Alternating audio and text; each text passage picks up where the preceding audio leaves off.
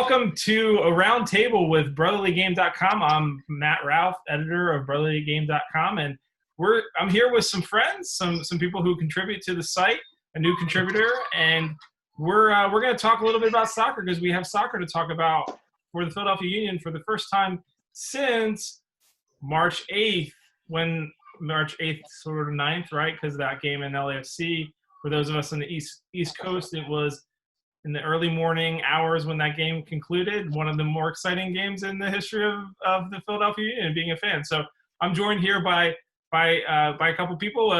Go around, introduce yourself, and say how you ended up here in the Zoom room with me.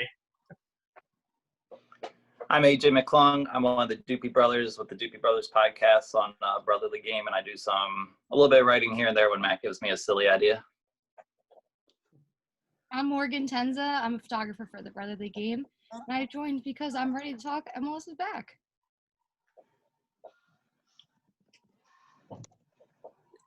My name is Greg Oldfield. I'm a future contributor to the Brotherly Game. I'm a local coach, former player in the area, and just excited overall to be watching American soccer again. Yeah, and I'm Mickey. I've only joined just over a month ago because I wanted to get a little bit of a niche in the MLS, and I started following a couple websites.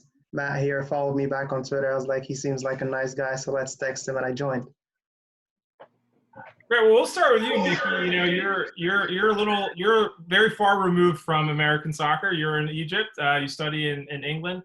What's it been like to sort of, the last few months, seeing what's been happening around the world with the game, and then seeing how America has sort of put together, MLS has put together this tournament, and you've been in a lot of, heard interviews with Jim Curtin and the players, and what's sort of been your overall impression of what's been going on and what this tournament means in terms of soccer here in America? Yeah, to be honest, one of the few questions when just football globally started just stopping, basically, I thought I felt bad for every MLS fan. I was like, they just waited the whole break, and then their season just started for a couple of games, and then they're like, no more soccer for you guys. Stay like that for another 3 months. But yeah, when I joined, I started getting a more inside look. I have to say I've been impressed.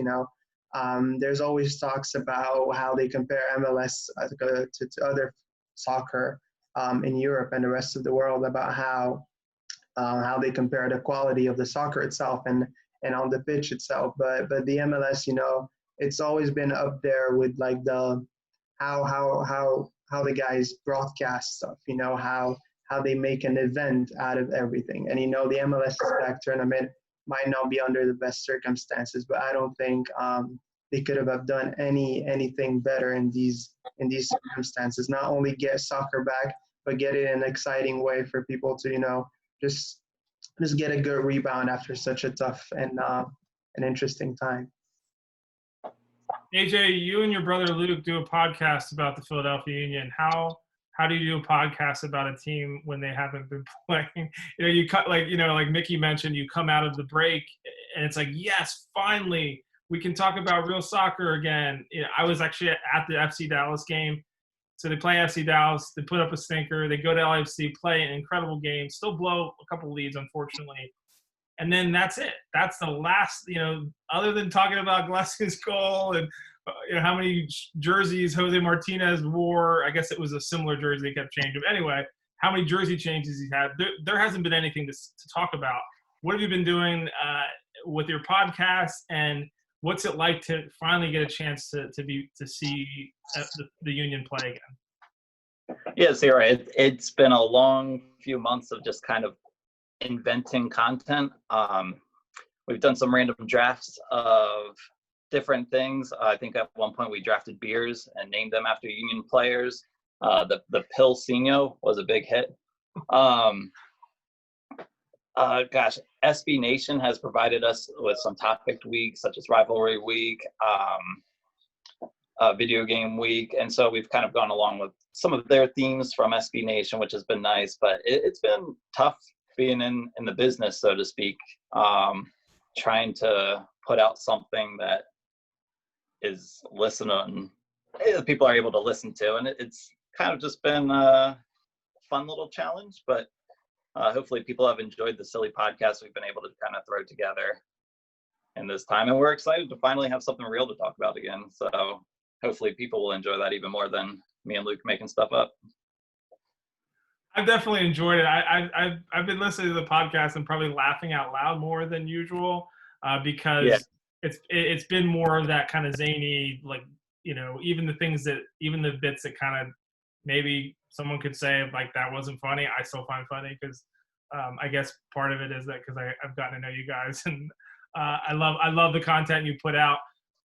But you know, it will be nice to sort of hear you guys get your game analysis hats on a little more and talk a little more in depth about what's going on. Because one of the things I love about the Doopy Brothers podcast is that you guys goof off and you make jokes, but you also, you know, you guys are soccer guys. Like you play usually every weekend, and you're thinking about the game on a deeper level and trying to figure out how to have fun, but also talk about, you know, what's happening and what we're seeing from week to week with the team.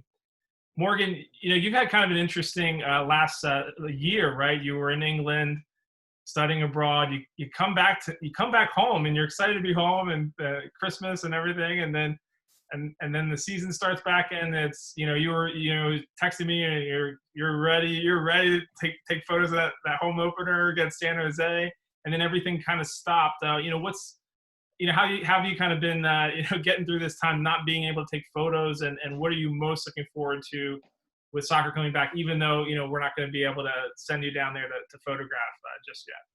Well, it's been really hard, I'm not gonna lie, because even if I wasn't taking photos of soccer, I was doing stuff with my school. So I was actually in Atlantic City, so 2 days before the home opener when everything was canceled because I was there for a basketball tournament, and our team was about to play. Everything got shut down. So I was like, okay, it's fine. I still have the Union home opener because it hadn't been canceled yet.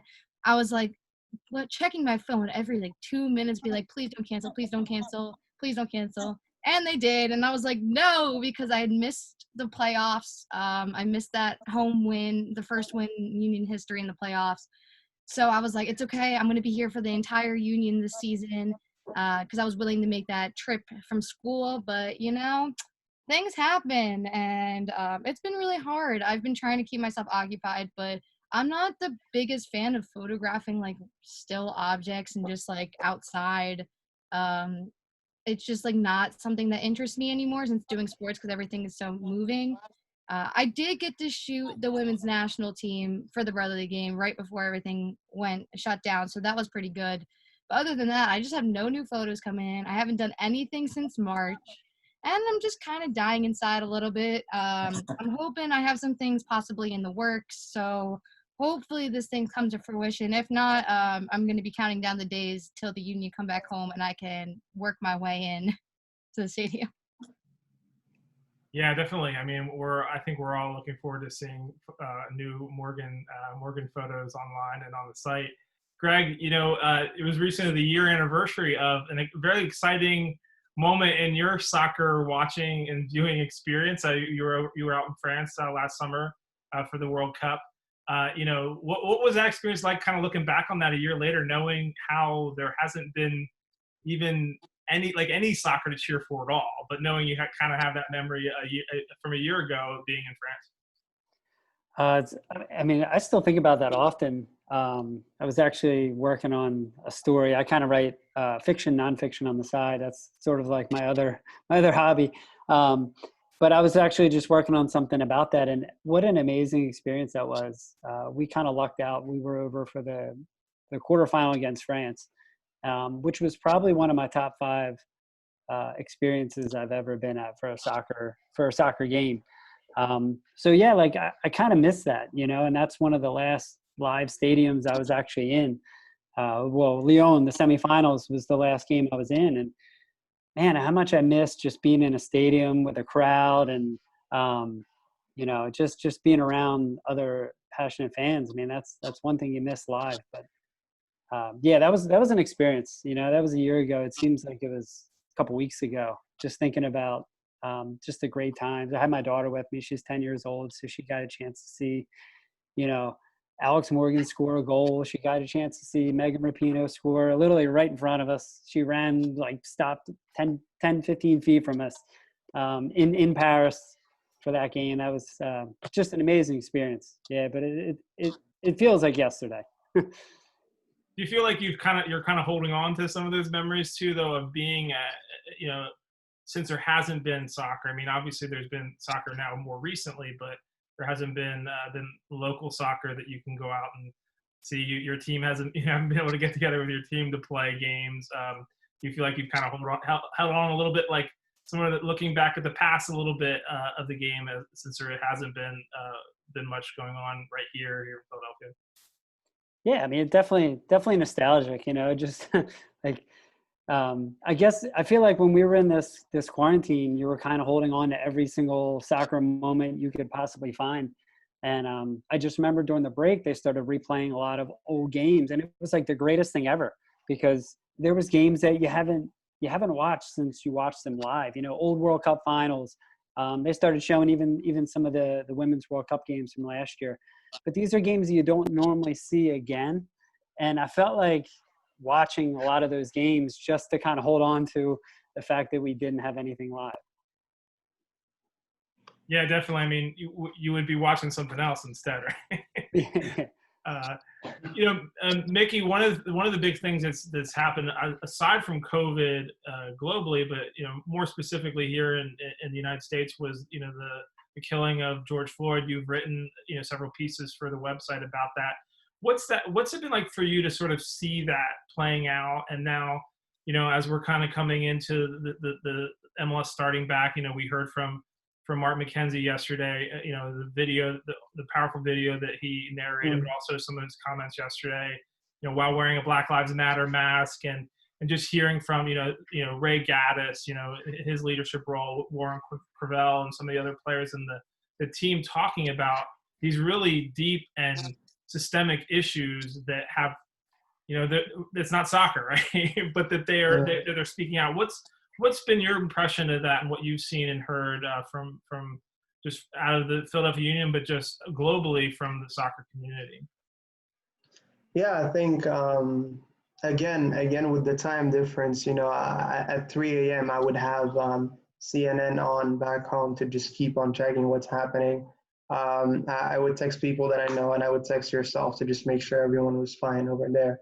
But more importantly as well, I was able to get such a privileged access, I have to say, through a brotherly game, to all these press conferences, and I was quite honored, to be honest, to speak to people like Craig Gaddis and to write about them, and to know that they check out our stuff, And once again, man, it's not a new topic. It's not something that we talk about for the first time. It's not something that we see for the first time. And it's really upsetting, the fact that I'm saying that.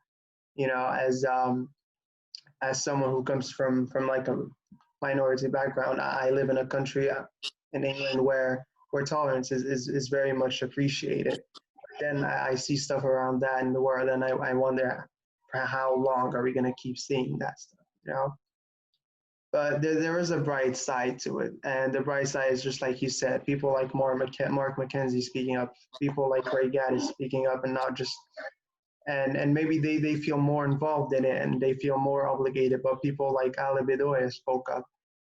People that weren't necessarily directly involved with it spoke about it as well, and that was just a joy to see, the fact that people are still there, that people still want to stick together, and just also the knee, and I really appreciate seeing the knee everywhere around the world. But once again, there's the same issue with that, every now and then we come up with different hashtags, we come up with different gestures, we come up with different campaigns, but there's still the same problem in the roots, like very few people understand what's the meaning behind the knee, and very few people understood the meaning of Black Lives Matter. Some people around the world they wanted to support the whole movement, and they wanted to stand up against racism, but because they didn't really understand what was happening, they just started putting hashtags of all lives matter, and it's stuff like that. It's more about just a gesture. It's more about than a campaign or or a hashtag again, you know, Black Lives Matter, and Black Lives still matter, even if it's still not trending on your feed, as they were saying, you know. And again, sad time, but also very, very prideful to see very prideful to be covering a team that is full of educated people and that talk about such a topic, and more importantly, be able to chat to them about it and write about it. Hey, thanks, Mickey. I appreciate your perspective and just your work on that. It has been really interesting to see that it has repeatedly come up in those pressers from the head coach on down, and you're seeing the way that they're reaching out to the community, and they've been doing they've been very active. I mean, I whenever I talk to the people over at the union, I think they're a little exhausted, and they haven't had games, with just the amount of content and their efforts with Fight for Philly and with the community and everything. But shifting a little bit toward the games and what's going to be happening tomorrow morning, 9 a.m. our time, later in the day for you, Mickey. AJ, what are you looking for tomorrow, and what do you think is how would you define success in tomorrow's game against NYCFC? I mean, I think we all have high expectations for the team coming into this tournament. We all feel like and everything coming out of the team has said that they've been fit, mentally seem to be in a good place. So I want to see that first 15 minutes really work in the press, and the things that we saw as positives in that LAFC game that immediately caused problems for LA. And I mean, I think a success, it has to be a win. And I think if we can get on the front foot early, I think that's what it will be. And it's going to be tough being a 9 a.m. game because I think Greg was saying, players are so regimented and they're used to their routines, but maybe they've been practicing in the morning, so it won't be that off to be doing an athletic thing. But and we also have to remember that this game is worth 3 points in the regular season standing. So yeah, it's a tournament, but really we need 3 points because we're sitting at 1 point in the regular season standings, whatever that means right now going forward. But anything less than 3 points tomorrow, I would kind of be disappointed in, just with how hyped we are about the game tomorrow and the team. It's not on a baseball stadium, so we know that much, right? As far as we know. As far as we know, unless NYC has something, they're gonna somehow pull fast one and play on one of the baseball fields there at Wide World of Sports. Morgan, what do you think is going to be a key to tomorrow to them getting the 3 points? As obviously AJ mentioned that we would all as fans of the Union want them to get, especially arguably the hardest game of the group, even though we don't know who game 2 is actually going to be against yet. Yeah, I was actually about to say something like that. We know these are the top 2 teams of Group A, so hopefully they'll both make it through. I won't be surprised if they do. Coming out really strong is really important, like AJ said. We have to get on early because I think coming in late is going to be good for us too, because we have really good depth. Our most important players are younger than NYCFC. They rely on older players like Maxi Morales. He's still really good. He's just on the older side. Alex Ring is also on the older side. So just keeping an eye out, hitting them early and staying on top the rest of the game, playing a possession game that we are used to playing. I think Casper is hunting for goals. Sergio is hunting to prove himself. I think our young forwards are going to be really good because we know Sergio and Casper are younger. Brendan Aronson's younger. They're going to be able to handle the heat. They're going to be able to handle this tournament really well because they're just trained to do so. Brendan coming out of the academy, they did tournaments like this all the time. So hopefully that's going to be our strong suit because NYCFC doesn't have as good as a academy system. And then I think just getting out early and relying on the team is going to be really good. Like Coach said, we've been really good in training these past few weeks. He said we are looking fit. Let's hope we can prove that. And playing on a wide field should help us against NYCFC. Greg, what are you looking for in terms of just how they come out and what's going to show you that this is a team to be taken seriously in the tournament, if you can even tell that from one game tomorrow? I think what's interesting is just how that layoff affected the Union, because I feel like, we know they had a rough start, but that LA game was kind of a little bit of like maybe a turning point of the season, if you could call it that, early on. You know what they're capable of. They seem to be like a kind of team that was just kind of getting going, and then now you have this big break. So it'll be interesting to see how they respond to that. New York, I had the privilege of watching them play in January down in Florida when they were getting ready. They started their season earlier, so if you think about this matchup, if it happened earlier in the season, New York was coming off, Champions League play. They looked really good when I saw them in a friendly against Palmeiras. They actually, for like 45 minutes, they were the better team. NBA just started preseason then too. So I feel like if this was earlier in the season, New York would probably have an edge. And I know they're still, I guess, technically the favorite for this game.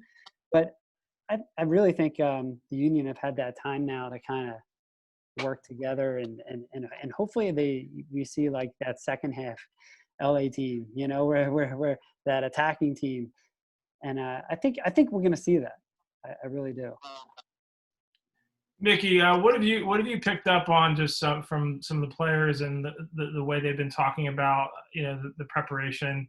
I think Casper was really interesting. He's always an interesting interview. But what have you made of just their mentality and this message that we've been hearing over and over again about that they're not going to get bogged down about the negatives about food or whatever's going on in the bubble, but to really focus on the tournament and getting 3 points tomorrow? Yeah. Personally, I wouldn't call myself a Philadelphia Union supporter or fan because I've been following it for less than probably anyone. But I've definitely given a lot of respect to these gentlemen, and just like you were saying, Casper is always interesting, but Casper is someone that has gone through the coronavirus, and just to see him how hungry he was to just get back on that field with passion, but also with fun.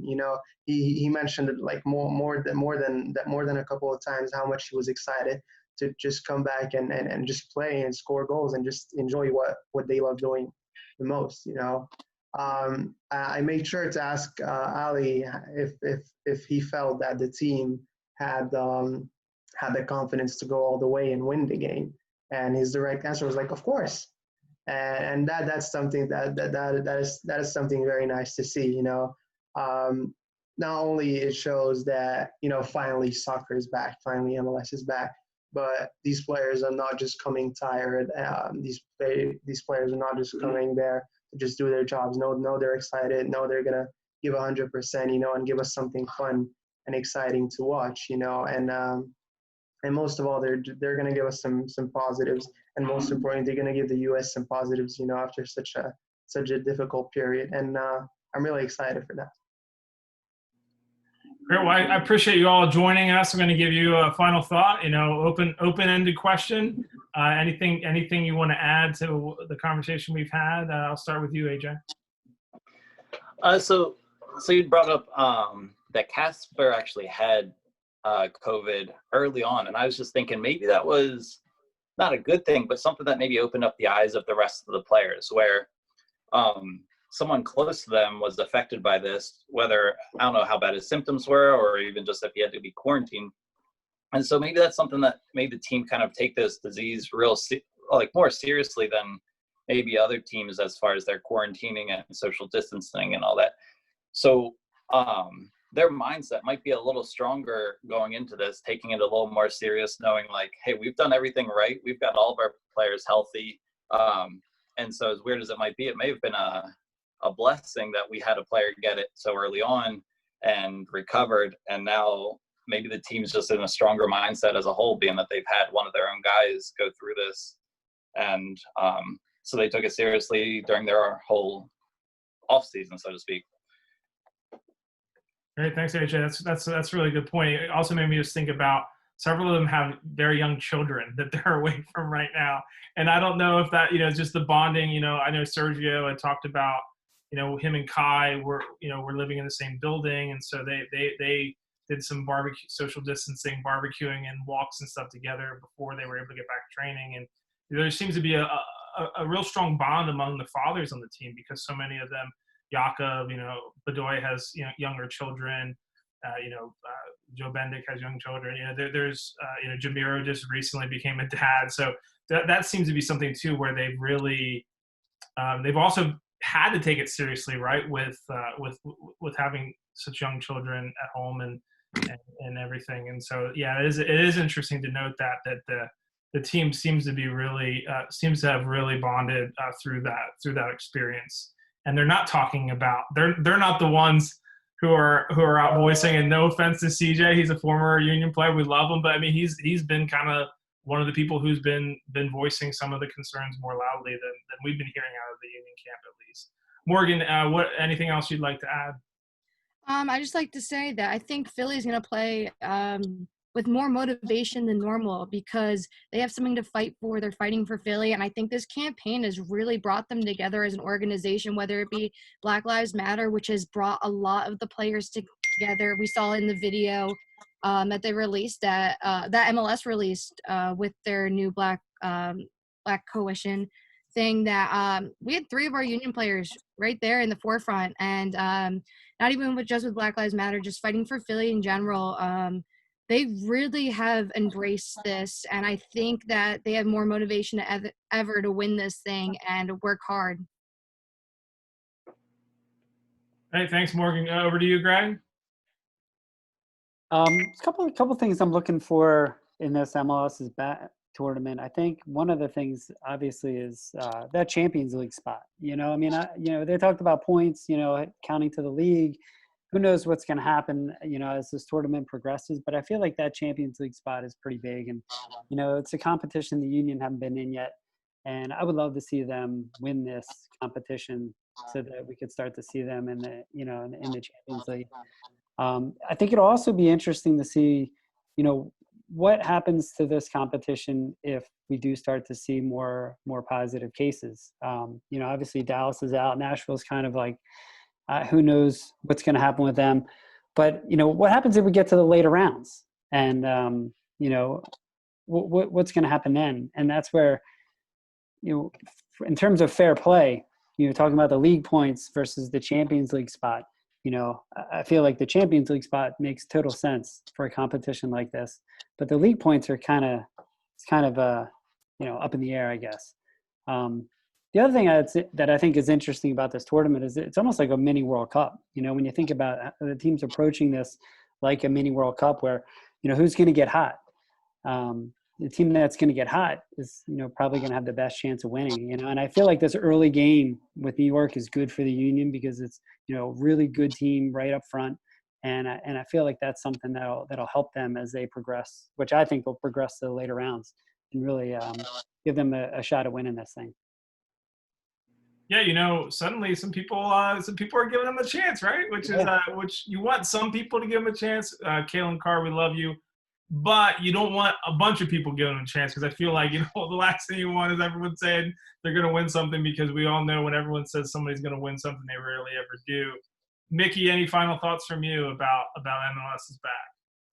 Yeah, just Ali mentioned yesterday about how he was kind of low-key taking pride in the fact that they don't have cases, obviously, after Casper, and how Jim Curtin was always like, guys, let's not be the team that messes this up, and I think that was a really, really mature move from their side. But also, as Greg was saying earlier, about how we're gonna see, how our teams are gonna pick up, or some team are gonna just come up a bit dead. Our team's gonna come up a different side. We've seen in Europe how they came off, and how teams like Leicester, who were doing very well the whole season and were third, were failing to just win a game. And that's gonna be very interesting to see. Another important point also is gonna be what kind of tactics or what kind of strategy are they going to be employing. You know, we were mentioning earlier about how it's going to be a wider pitch, you know, and the Union was always known about how they were always like high pressing and with intensity. It's going to be interesting to see, you know, how they're going to keep up this intensity with just the fitness that they've been going through, you know. But just like Morgan said again, all these players are so motivated, you know, to just come back. When we were asking them yesterday about the 9 a.m. kickoff, they were like, it's our job. If we have to eat at 6 and play at 9, we'll eat at 6. We'll play at 9. We'll do it. If they want us to play at 6, we'll go out there and we'll play at 6. You know. So it's obvious that they're quite motivated. It's obvious that they have feeling in their hearts, even if it's not going to be surrounding them in the stadium. So yeah, really, really looking forward to it. Great. Well, thank you, everybody. Morgan just chimed in, said it's 9 cases for Nashville. So I think it's probably pretty safe to assume they're going to have a different opponent on July 14th. But we'll talk about that. We'll cover all of that on the site, and we'll continue to sort of bring Union news and analysis as the season hopefully progresses beyond Orlando and back at Subaru Park sometime in the near future. Thanks everyone for joining us, and I look forward to chatting with you some more and you know.